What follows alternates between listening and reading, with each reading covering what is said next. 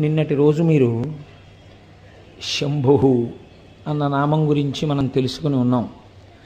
శంభు అన్న నామం గురించి చెప్తూ మనస్సు శంభావయతి, మంచి భావములను కల్పించుకొనుట కొరకు, మంచి భావములు మనస్సులో కలుగుట కొరకు శంభునామాన్ని ప్రయత్నపూర్వకంగా పట్టుకొని భగవంతుని యొక్క అనుగ్రహము చేత మనం మనుష్య జన్మని సార్థకం చేసుకోవలసినటువంటి అవసరం గురించి నిన్నటి రోజున ప్రస్తావన చేసి ఉన్నాం.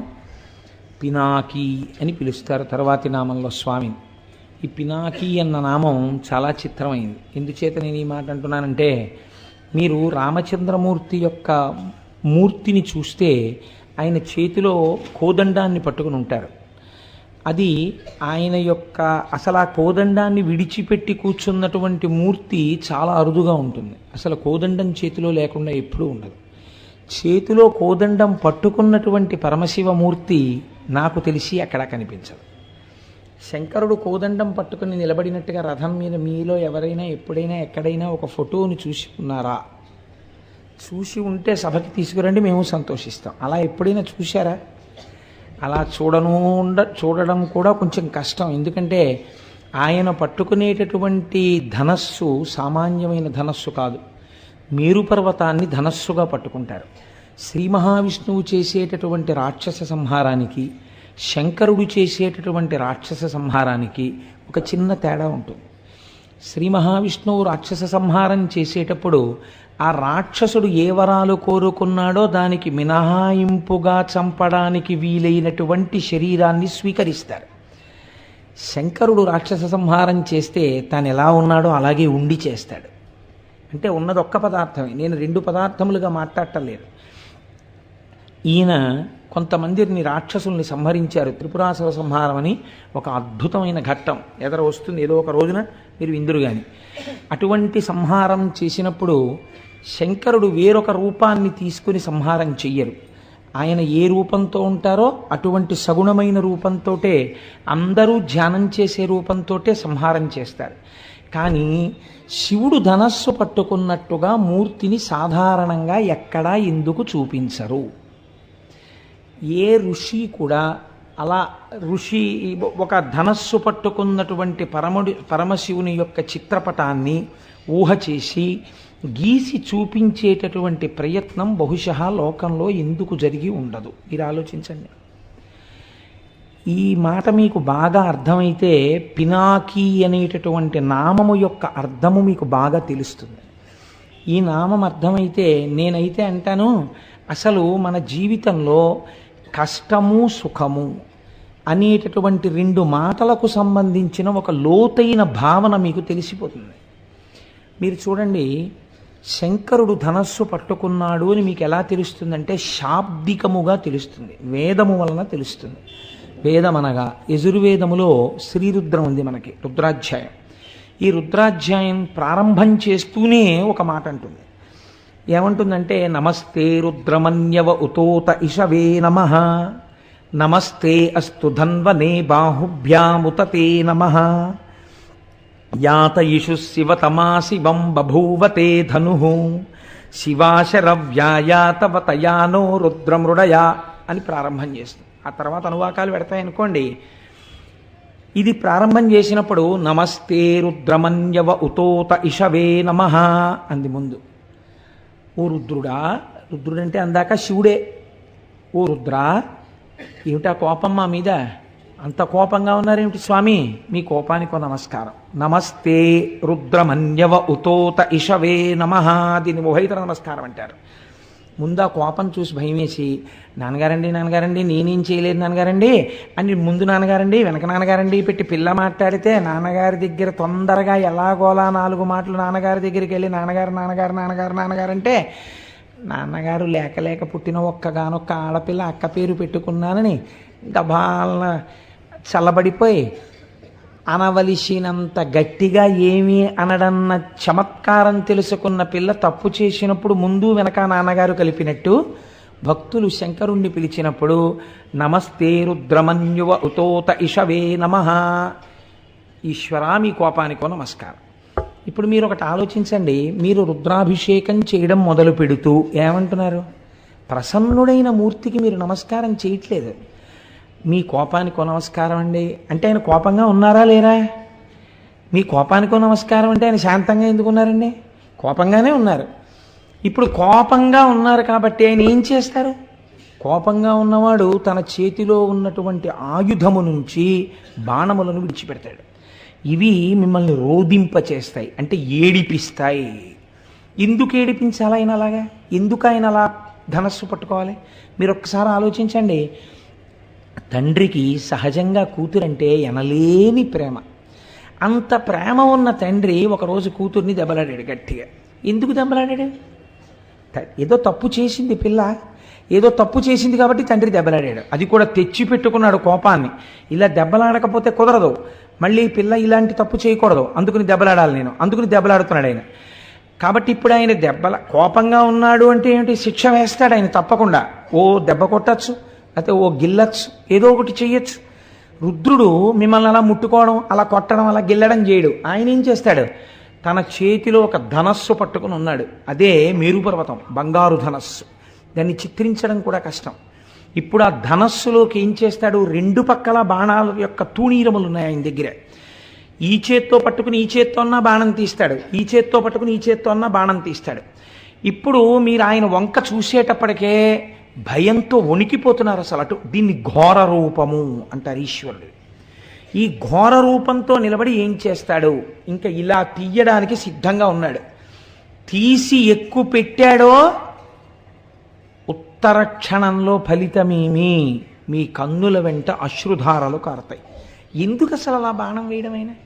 ఎందుకు అలా బాధ పెట్టడం? తండ్రే జగత పితరవ్ వందే పార్వతీ పరమేశ్వరవ్ అని పిలుస్తున్నామే, అటువంటి వాడు ఎందుకు అలా బాధ పెట్టడం? ఏం తండ్రి కూతురుని ఎందుకు బాధ పెట్టాడు? కూతురు ఎడిచేట్టు ఎందుకు మాట్లాడాడు? దిద్దడానికి. అలాగే మీరు చేసిన పాపము యొక్క ఫలితము ఉన్నది.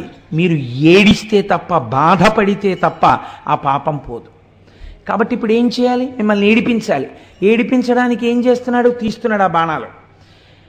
ప్రాజ్ఞత కలిగిన వాడు ఏం చేస్తాడంటే, ఈ శరీరంతో నేనున్నాను అంటే నేను పాపము చేశాను, పుణ్యము చేశాను. నిన్నటి రోజు మీకు చెప్పాను, మీరు ఈ శరీరంతో ఈ లోకంలో ఉన్నారంటే మీరు సుఖాన్ని దుఃఖాన్ని కూడా అనుభవిస్తారు. తప్పు చేసేశారు, ఆ విషయంలో సందేహం లేదు, కాబట్టి దుఃఖం అనుభవించాలి. అంత దుఃఖం నేను అనుభవించలేను. నేను పాపం చేశానన్న విషయంలో మాత్రం నీతో వాదించడానికి నేను సిద్ధంగా లేను. పాపము చేసి ఉన్నాను, కానీ నన్నంత ఏడిపించద్దు, నేను తట్టుకోలేను. నేనంత ఏడిస్తే ఏమవుతుందో తెలుసా? నీ పాదముల యందు విస్మృతి కలుగుతుంది. నేను ఆ ఏడుపులో ఉండిపోతాను. ఏదో బాధ కలుగుతుంది నా మనస్సుకి. ఆ బాధలో నేను ఉండడంలో కొంతకాలము నా జీవితంలో నీ పాదములకు దూరం అయిపోతాను. నిష్ఠతో నీ పాదములు పట్టుకోలేని స్థితి నాకు వచ్చేస్తుంది. కాబట్టి ఈశ్వర మీ కోపానికో నమస్కారం, ఈశ్వర మీ ధనస్సుకో నమస్కారం, ఈశ్వర మీ బాణములకో నమస్కారం. మీరు ఏం చేస్తారో తెలుసా? యాత యశు శివతమా శివం బభూవతే ధను. మేము సంతోషించే బాణాలు వేయండి. సంతోషించే బాణాలు కూడా ఉంటాయండి.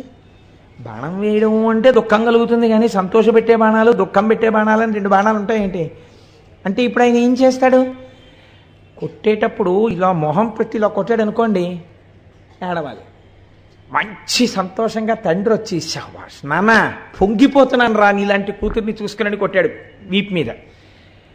ఇప్పుడు దెబ్బ తగిలింది, కానీ ఇప్పుడు ఆ చురుక్కు అనిపించట్లా కూతురికి. కళ్ళంబట ఇప్పుడు నీళ్ళు వచ్చాయి. నాన్నగారండి, మీరు నన్ను అన్ని మాటలు కోరినందుకు మీ మనసు పొంగిపోయేలా నేను 5 ఏళ్ళు సంగీతం నేర్చుకుని ఒక కీర్తన పాడానండి. మీ మనస్సు ఇవాళ రంజిల్లింది, నా జీవితానికి చాలంది కూతురు. ఇప్పుడు కొట్టాడు, అప్పుడు కొట్టాడు. ఇప్పుడు కొట్టినప్పుడు కళ్ళంబటి నీళ్ళు వచ్చాయి, అప్పుడు కొట్టినప్పుడు కళ్ళంబటి నీళ్ళు వచ్చాయి. ఈ కొట్టిన కళ్ళంబట నీళ్ళు ఏమున్నాయో ఆ వచ్చేట్టు కొట్టు మమ్మల్ని అంటే అలా ఎలా చేస్తాం? మరి పుణ్యం ఏది? నాకు పుణ్యం లేదు కదా, ఆ పుణ్యం లేకుండా అలా నీకు సుఖం ఎలా ఇస్తాను అంటావేమో. నిన్నటి రోజున మహేశ్వర శబ్దానికి మేమేం చెప్పాం? నువ్వు సర్వస్వతంత్రుడం అని చెప్పాం. మేం చేసిన పుణ్యం ఏదీ లేకపోతే ఈ లోకంలో ఎందుకున్నాం? సుఖము దుఃఖము అనుభవించడానికి ఈ లోకంలోకి వచ్చాం. కాబట్టి ఏదో ఇంత పుణ్యం ఉందిగా మాకు. నువ్వు తలుచుకుంటే ఇంత పుణ్యాన్ని, అబ్బో ఎంత పుణ్యమో ఎంత పుణ్యమో ఎంత పుణ్యమో ఎంత పుణ్యం చేశాడో అని మమ్మల్ని పైకెత్తి మా జబ్బ చరిచేటంతటి వాణ్ణి చేసి నన్ను నీ భక్తుణ్ణి చేసుకుంటే ఎవరైనా అడ్డొచ్చారా? అలా చేసుకో, నన్ను నీ త్రోవలో పెట్టుకో. దీన్ని మార్చాడండి దూర్జటి.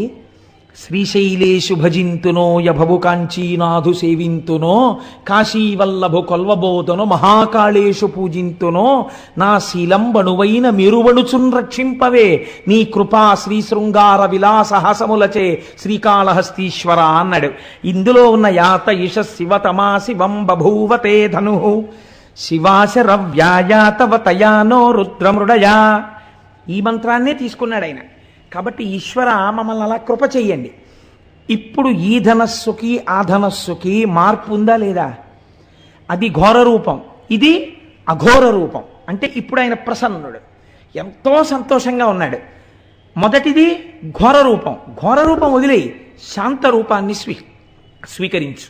మా పట్ల ప్రసన్నుడివి కావు తండ్రి అని అడుగుతాం. అసలు పినాకము అన్న శబ్దాన్ని మీ జీవితానికి అన్వయం చేసుకోవడానికి రుద్రం ప్రారంభం ఇలాగే మాట్లాడింది. ఇది అసలు ధనస్సు. ఈ ధనస్సుని మీరు అన్వయం చేసుకోవాలి జీవితంలోకి. నేను ఏది చేస్తే ఘోర రూపంతో ఈశ్వరుణ్ణి చూడవలసి వస్తుంది. అలా చూడడం ఎందుకు? నాన్నగారండి నిజమే తప్పైపోయింది నాన్నగారండి, అంత కోపంగా చూడకండి నాన్నగారండి, ఆ ధనస్సు పక్కన పెట్టేయండి, మళ్ళీ మీరు నన్ను పూర్వం చూసినట్టుగా ప్రసన్నంగా నన్ను చూడండి నాన్నగారండి అని చెప్పుకోవలసిన రోజు నీ జీవితంలో ఎందుకు రావాలి? అసలు ఎప్పుడూ నీ తండ్రి నిన్ను ఎలా చూశాడో అలా చూసేటట్టు నువ్వు ఎందుకు ఉండలేవు? ఇది నీకు అర్థమైతే నీ తండ్రిని ఎప్పుడూ శాంత రూపంతో చూడాలని నువ్వు అనుకుంటే ప్రతిరోజు రుద్రపారాయణం నువ్వు చేస్తే ఆయన చేతిలో అలా చూడవలసిన అవసరం నీకు కలగకూడదు. నువ్వు శాంతముగా ఉన్నటువంటి శివదర్శనాన్ని కోరుకున్న వాడవై ఉండాలి. ఇప్పుడు చూడండి ఆయన ఏం చేస్తున్నాడు ఈ రెండు ధనస్సులు పట్టుకుని. మీరు చాలా జాగ్రత్తగా ఆలోచించండి. శివతత్వం చాలా గంభీరంగా ఉంటుంది. ఒక దుఃఖాన్ని ఇచ్చాడు, పరమభక్తుడు అనుకోండి, ఆయన దుఃఖం రాలేదనుకోండి, అప్పుడు శివుడు కటాక్షించినట్లు అని మీరు అనుకుంటున్నారా? అలా ఏం ఉండదు. కటాక్షం అంటే ఎలా ఉంటుందో తెలుసా అండి? చేయవలసినటువంటి హాని చేస్తాడు, కానీ దాని వలన మీరు కంటికి మంటికి ఏకధారగా ఏడవలసిన అవసరం లేకుండా చేస్తాడు. ఇది గమ్మత్తుగా ఉంటుంది. ఎలా ఉంటుందంటే, ఒక పిల్లవాడు ఆడుకుంటూ పడిపోయాడు, వాడి కాలుకు 6 ఫ్రాక్చర్లు అయ్యాయి. చూసిన డాక్టర్ గారు అన్నారు, అసలు వీడి తల పగిలిపోవాలి ఇలా పడిపోతాయి అన్నారు. తల పగలకుండా కాలు విరగ్గొట్టు వదిలిపెట్టాడు. ఇప్పుడు అందులో ఏముంది? తండ్రి ఏడ్చాడా లేదా? అయ్యో వీడికి కాలు విరిగిపోయింది కొడుక్కను 3 నెలలు ఏడిచాడు వాడు కట్టేసుకు పడుకుంటే. కానీ తలే పగిలిపోయి ఉంటే జీవితాంతం ఏడవాలి. అలా ఏడవలసిన అవసరం లేకుండా 3 నెలలు ఏడ్చేట్టుగా తీశాడు. ఎందుకు తీశాడు? రోజు ఇలా చెప్పుకున్నాడు కాబట్టి. శివాశరవ్యాయాతవ తయానో రుద్రమృడయా అని చెప్పాడు. ఈశ్వర నేను తప్పకుండా తప్పు చేసి ఉంటాను, అందుకే ఈ ఉపాధిలో ఉన్నాను, కానీ ఘోరమైన శిక్ష నాకు వెయ్యకు, శిక్ష అనుభవిస్తాను. కానీ ఆ శిక్ష ఎలా ఉండాలంటే నీ పాదార విందముల యందు స్మృతిని పోగొట్టేటటువంటిది కాకూడదు. అటువంటి శిక్ష నాకు వెయ్యి అని అడిగాడు. ఇప్పుడు వాడు తట్టుకోగలిగినంత శిక్షని వేస్తాడు. అలా వేస్తే అంత శిక్ష ఎందుకే లేదు అని మీరు నేను అడగగలమా?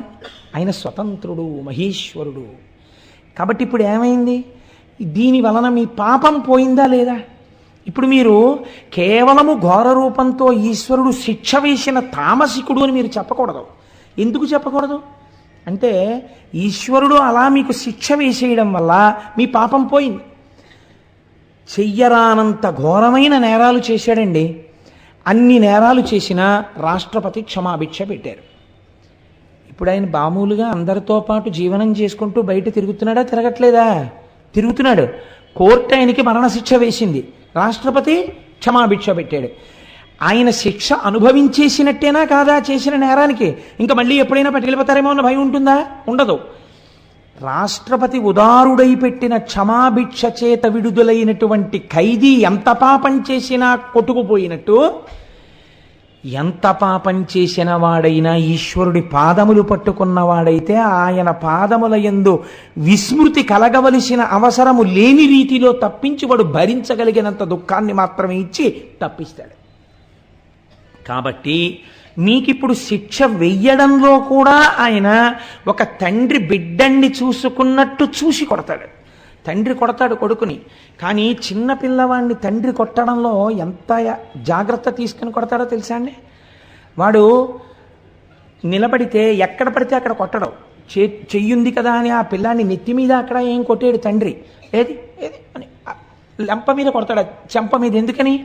ఇక్కడ కొడితే పిల్లవాడికి ఏం ప్రమాదం రాదని.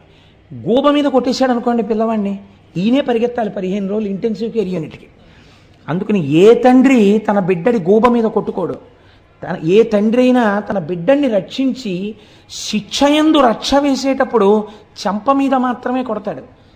అది కూడా దాటిపోయాడు అనుకోండి, తండ్రి కోపం అవధులు మీరిపోయేటట్టుగా కొడుకు చేస్తే అప్పుడేమో వాడి యొక్క టెంపరితనం చేత తండ్రి చెయ్యి గూబ మీద తగులుతుందేమో, కానీ ప్రయత్నపూర్వకంగా గూబ మీద కొడతానన్న తండ్రి ఉండడు. మీరు అలా ఉండాలని అనుకుంటే ఆయన తండ్రిగా ఉండడానికి ఎప్పుడూ సిద్ధంగా ఉన్నాడు. కాబట్టి ఈశ్వర, మేము పాపం చేశాం, మీరు ఈ ధనస్సుతో మాకు కనపడద్దు, మీరు ప్రసన్నమూర్తి అయి కనపడండి. ఇప్పుడు మీరు చూడండి, శిక్ష వెయ్యడంలో కూడా ఔదార్యం ఉన్నదా లేదా? ఉన్నదనే కదా మీరు ఒప్పుకోవాలి. అసలు సనాతన ధర్మం మనకున్న చాలా గొప్పతనం ఏమిటో తెలుసా అండి?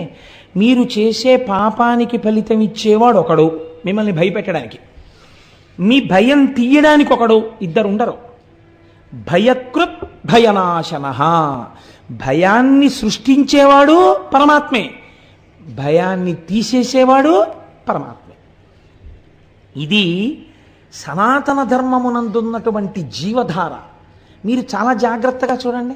మీకు ఒక కష్టం వచ్చిందనుకోండి, ఎవరిచ్చారండి మీకు ఈ కష్టం అని అడిగారు అనుకోండి, ఎవరిచ్చారు? భగవంతుడే ఇచ్చాడు. మీకు ఈ కష్టం తప్పిందనుకోండి, ఎవరిచ్చారు? ఈశ్వరుడే ఇచ్చాడు. ఆ కష్టాన్ని కాలంలో మీరు మర్చిపోయేటట్టుగా చేసిన కాలస్వరూపుడెవడు? ఈశ్వరుడే. గురుస్వరూపి అయి మళ్ళీ వచ్చి మీ మనస్సుకి వచ్చిన గాయాన్ని మాన్పించి మిమ్మల్ని యథామార్గమునందు మళ్ళీ తిప్పినవాడెవరు? ఈశ్వరుడే. కాబట్టి ఈశ్వరుడు యొక్క కారుణ్యమునకు అంతులేదు. కాబట్టి ఇప్పుడు శాస్త్రం అంది, ఆయన పట్టుకున్న ధనస్సు శిక్ష వేస్తోందా రక్ష చేస్తోందా? శిక్ష అన్న మాటే లేదు, రక్షణే ఉన్నది. నీ పాప ఫలితాన్ని అంత తేలికగా తీస్తున్నాడు ఆయన. లేకపోతే ఈ పాపం అంతా ఉండిపోతే నువ్వు ఎంత ప్రమాదకరమైన స్థితికి వెళ్ళాలి. అలా ఉండకుండా తీసేస్తున్నాడు. మీరు చూడండి, నేను ఇలా చెప్పానని మీరు అనుకోకండి. రేపు మీరు సుబ్రహ్మణ్యేశ్వర స్వామి ఉత్సవంలో చదువుతారు, వింటారు సుబ్రహ్మణ్యేశ్వర స్వామి చరిత్రని. ఈసారి విస్తృతంగా ఒక 3-4 రోజులు చెప్పాలి అని నేను అనుకుంటున్నాను. ఆ తర్వాత ఈశ్వరీచ్ఛ. సుబ్రహ్మణ్యేశ్వర స్వామి వారి కావిడి ఎత్తడానికి మామూలు కావిడి పనికిరాదు. సుబ్రహ్మణ్యుడికి ఎత్తేటటువంటి కావిడి ప్రత్యేకమైన కావిడి ఉంటుంది. ఇప్పుడు మీకు చూపించిన కావిడి తెప్పించడానికి మేము విశ్వ ప్రయత్నం చేస్తూ ఎలా తెప్పించాలో తెలియకుండా ఉండిపోయిన స్థితిలో నాకు తెలుసు, గోపాలకృష్ణ గారికి తెలుసు, దొరగారికి తెలుసు, మాకు ముగ్గురికే తెలుసు. సుబ్రహ్మణ్యేశ్వరుడే ఒక రూపంలో వచ్చి ఆ సమస్యని పరిష్కరించాడు. పరిష్కరించి ఇవాళ మీకు అందరికీ ఆ కావిడి ఎందుకు చూపించామో తెలుసా అండి? అందుకే చూపించమని చెప్పాను నేను. ఆ కావిడి, ఆ కావిడి పట్టుకోవాలి. సుబ్రహ్మణ్యుడు వరం ఇచ్చాడు. ఎవరు ఆ కావిడిని ఇలా పట్టుకుని దానికి పాలకొండ పెట్టి పట్టుకుని వస్తారో వాళ్ళకి ఆచంద్ర తారార్కము వంశమాగకుండా నేను చూస్తానని వరం ఇచ్చాడు. ఆ ఘట్టాన్ని మీకు నేను చూపిస్తాను. సుబ్రహ్మణ్యేశ్వర స్వామి చరిత్ర చెప్పినప్పుడు ఈశ్వరుడు కారుణికుడు. నాగదోషం ఉంటే, సర్పదోషం ఉంటే సంతానమునకు ప్రతిబంధకం వస్తుంది. అదే ఈశ్వరుడు ఆ ప్రతిబంధకమునకు విరుగుడు చెప్పాడు. ఇలా కావిడి పట్టుకుని రా భుజం మీద, చాలు నీకు ఆ దోషాన్ని తీసేస్తాను. ఎప్పుడు? ఇప్పుడు బిడ్డలు ఉండొచ్చు, ఏమో 6 తరాల తర్వాత ఆ బాధ నీ వంశంలో ఇహలాదు, తీసేశాను. ఆచంద్ర తారార్కం నీ వంశం నిలబడిపోతుంది. నీ కోర్కెలు తీరడానికి ఒక్కటే ఒక్క మార్గము, ఈ కావిడి పట్టుకుని రావాలి.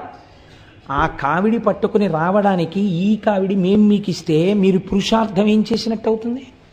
దానికోసం మీ దగ్గర 500 రూపాయలు తీసుకోవడం తప్ప ఆ 500 లేకపోతే ఈ 1,00,000 ఖర్చునో ఎవరితోనో ఇప్పించి ఉత్సవం నిర్వహించలేక కాదు. అలా చెయ్యకూడదు. అది శాస్త్ర మర్యాద కాదు. పురుషార్థము అని మన కష్టార్జితాన్ని అక్కడ వెచ్చించాలి. అప్పుడు దాని వలన ఏమవుతుందంటే మీ చెమటని కొంత ఆదాయాన్ని మీరు ఈశ్వరుడి దగ్గర ఒడ్డారు కనుక ఆ పాపము ప్రతిహతమవుతుంది. ఎంతమందికి ఇవ్వగలం దాన్ని? ఇప్పుడు ఆ తారీఖు లోపల అన్ని తయారైపోవాలి. అన్ని కావిళ్ళు, ఎన్ని కావిళ్ళు తయారు చేయగలరు? అలాగని ఎన్నో కావిళ్ళు చేసేస్తే కూర్చోబెట్టి అంత అందంగా క్రతువు ఎలా చేయగలం? అందుకని దాన్ని ఇప్పటికే దాని గురించి ఎంతో ప్రెషర్ ఉన్నా 200 మందికి మాత్రమే రెస్ట్రిక్ట్ చేయడానికి కారణం అది. కళ్యాణం వరకు ఆ రోజున వల్లీ కళ్యాణం చాలా అరుదుగా జరుగుతుంది. వల్లీ కళ్యాణం జరిగిన రోజున కూడా కేవలం స్వార్థంతో కొంతమందిమే ఇందులో వెళ్ళి నిలబడిపోవడం మా కోరిక కాదు. ఎవరికి ఈ ఉత్సవంలో టిక్కెట్ ఉన్నాయో వాళ్ళందరికీ ఈశ్వరానుగ్రహం కలగడం కోసం కళ్యాణ సామాగ్రి కూడా మీ చేతులతోనే పట్టుకొని మనందరం ఊరికి ఈ ఉత్సవానికి ఇక్కడ ప్రదక్షిణం చేసి అయ్యప్ప స్వామికి చూపించి, పైన సుబ్రహ్మణ్యుడు ప్రతిష్ఠ అయి ఉన్నాడు, స్వామికి చూపించి వాళ్ళు వచ్చి కళ్యాణానికి సంబారాలు ఇస్తారు. ఇక్కడ దాన్ని ఎంత ప్రయోజనకరంగా చేయించగలమన్న దాని గురించి మేము ఆలోచిస్తున్నాం. ఒకవేళ 500 కట్టలేని వాళ్ళు ఉంటారు ఏ కారణం చేతనైనా, లేదా దంపతులుగా రాలేకపోయిన వాళ్ళు ఉంటారు ఆ రోజున. వాళ్ళకి ఎలా మరి అంటే వాళ్ళ కోసమే అభిషేకం ఏర్పాటు చేశాం. అభిషేకాన్ని చూస్తూ కూర్చుంటే చాలు. ఆయన మహానుభావుడు సుబ్రహ్మణ్య మంత్రోపాసకుడు అడగగానే అంగీకరించారు. ఒక పీఠాధిపతి పరమహంస వారు వచ్చి విజయం చేసి వేదిక మీద కూర్చుని కార్యక్రమానికి ఆధ్వర్యం వహించి ఈ 200 మందికి అగ్రభాగాన వారు నడుస్తూ వారితో కలిసి నడుస్తారు వీళ్ళు. ఇది నేను ఎందుకు సమన్వయం చేసి మీకు చెప్పానంటే కేవలం మీకు జరుగుతున్న సత్యాన్ని ఆవిష్కరించడం ఒక ప్రయోజనం. రెండవ ప్రయోజనం మీరు చూడండి, ఎప్పుడో రాబోయేటటువంటి ప్రమాదానికి మీరు ప్రయత్నపూర్వకమైనటువంటి విరుగుడు వేదములు ప్రతిపాదన చేసి ఉన్నాయి. నువ్వు ఈ కర్మ చెయ్యి నీకు ఇబ్బంది రాదు అని మనకి చెప్తోంది శాస్త్రం. లేకపోతే అభిషేక ప్రక్రియ ఎందుకు వచ్చింది? హోమం ఎందుకు వచ్చింది? ఎందుకు వల్లీ కళ్యాణం వచ్చింది? ఎందుకు కావిడొచ్చింది? ఒక ప్రయోజనాన్ని ఇప్పుడు అన్ని వేళలా మళ్ళీ అస్తమానం శివమహాపురాణం చెప్తామా? శివమహాపురాణం చెప్తేనే సుబ్రహ్మణ్యేశ్వర స్వామి వారి చరిత్ర పూర్ణంగా వస్తుంది. పూర్ణంగా సుబ్రహ్మణ్యేశ్వర స్వామి చరిత్ర విని అనుసంధానం చేసి కళ్యాణం చేసుకోవడం ఎంత మహత్తరమైన భాగ్యం అది. సంపూర్ణ రామాయణం చెప్పి పట్టాభిషేకం అన్ని సంవత్సరాలు జరుగుతాయా? ఈశ్వరానుగ్రహం కలిగింది, 1 సంవత్సరం చేశాం. అలా పునఃపునః కాకినాడలో జరగాలనే నా కోరిక. అది నా ఉద్దేశం. నేను చెప్పాను కాబట్టి నా ఒక్కడితోటే ఆ కళ్యాణం అలాగే ఉండాలి తప్ప వేరెవరో ఏదో అలాంటివి జరగకూడదు నా స్వార్థం నాకు ఎన్నడూ లేదు. పునఃపునగా ఏడాదికి 10 మాట్లు సంపూర్ణ రామాయణం కాకినాడలో జరిగితే సంతోషించే వాళ్ళలో ప్రథముండి నేను. కాబట్టి మీరు చూడండి, శాస్త్రం అంది అందుచేత పాతి జగదిది పినాకం అంది. ఇక్కడ చెప్పింది వ్యుత్పత్తి. ఇప్పుడు ఈ ధనస్సు ఏం చేస్తోంది? ఈ ధనస్సు మీకు ఘోర రూపముతో పాప ఫలితమునిచ్చినా అఘోర రూపముతో సుఖమునిచ్చినా అది చేస్తున్నది మీ యొక్క రక్షణయే. కనుక లోకములను రక్షించగలిగినటువంటి ధనస్సు. ఆ ధనస్సు దేన్ని రక్షిస్తుంది? ఒక్కరిని, ఇద్దరిని, ముగ్గురిని కాదు. ఎన్ని కోట్ల మంది ఉన్నారో, ఎన్ని బ్రహ్మాండాలు ఉన్నాయో, ఇన్ని బ్రహ్మాండములనన్నింటినీ, ఇన్ని జీవుల్ని రక్షించగలిగినటువంటి ధనస్సు ఆయన చేతి యందున్న ధనస్సు. అందుకే రుద్రం ఆ ధనస్సుని అంత స్తోత్రం చేసింది. అటువంటి ధనస్సు కలిగిన వాడా ఓ రుద్రుడా, ఆ నీ చేతిలో ఉన్నది పినాకము. అయితే మీరు ఇక్కడ ఒక్క విషయం ఆలోచించండి. ఆ పిలిచేటప్పుడు మహేశ్వర శబ్దాన్ని కానీ శివశబ్దాన్ని కానీ తిన్నగా ప్రయోగించకుండా నమస్తే రుద్ర అంటూ రుద్ర శబ్దంతో ఎందుకు ప్రారంభం చెయ్యాలి ధనస్సుని? ధనస్సుకి రుద్ర శబ్దానికి ఏమైనా దగ్గర సంబంధం ఉందా? లేకపోతే రుద్ర సంబంధంతో ధనస్సుని ఎందుకు అన్వయం చేసింది వేదం? వేదం అంటే ఎదుర్వేదం అండి. ఎదుర్వేదమే రుద్రాధ్యాయం. అంటే రోదయతి సర్వమంతకాలే ఇది రుద్ర. రుద్రుడనగా ఎవరు? ఆఖరణ ఈ సమస్త లోకములను లయం చేసేస్తున్నప్పుడు అందరినీ ఏడిపించేవాడెవడో వాడు రుద్రుడు. ఇప్పుడు ఈ మాట మీరు కొంచెం చాలా జాగ్రత్తగా ఒడిసి పట్టుకోవాలి. ఇప్పుడు ఏమైంది? నేను చెప్పిన దానికి ఇది పూర్తి విరుద్ధమై కూర్చుంది. ఇప్పుడు ఆయన ఏం చేస్తాడు? అంత్యకాలమునందు అనగా లోకములనన్నింటినీ చిట్ట చివర ప్రళయ జలముల యందు ముంచేసేటప్పుడు అందరినీ పెద్ద పెట్టును ఏడిచేటట్టు చేస్తాడు. ఏమండి, మీరు ఇందాకడి నుంచి ఆ ధనస్సు యందు రక్షణ ఉంది అన్నారే, పిలిచేటప్పుడు రుద్రశబ్దంతో పిలిచారు ఈ ధనస్సుని, రుద్రుడి చేతిలో ఉన్న ధనస్సుని పిలిచారు.